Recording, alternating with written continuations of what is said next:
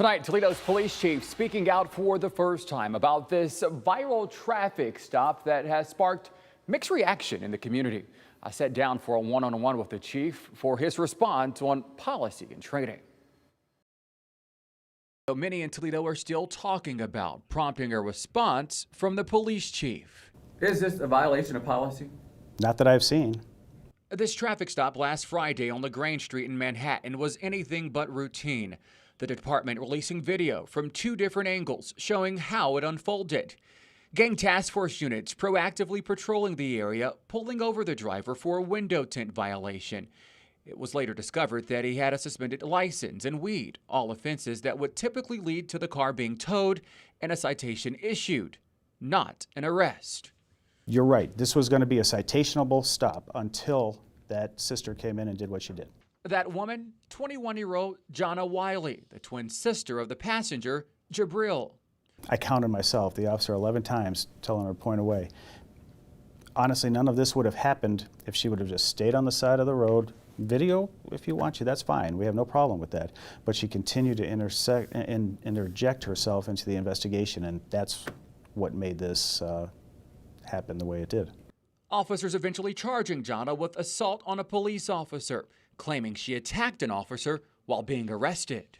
You never see that attack happen on this video.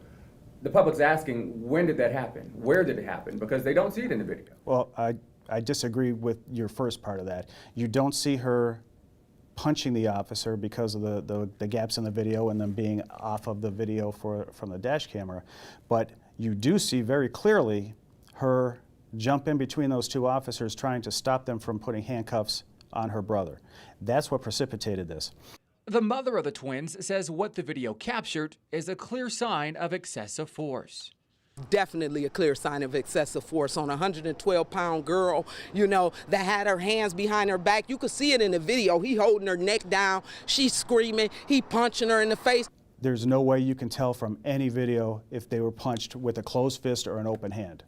I know what it appears to look like, but we are trained that to do open hand stunts. The chief claiming the two were resisting arrest and his officers were using techniques they learned in academy to gain control.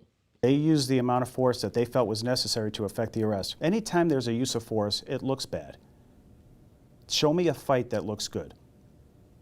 The last thing that we want is to use any kind of force on people. Unless there's other video out there that contradicts what I know so far, I don't think these officers used excessive force, no. Learned even with an investigation now underway into this incident, the officers are still working. The family has now hired legal counsel to represent them.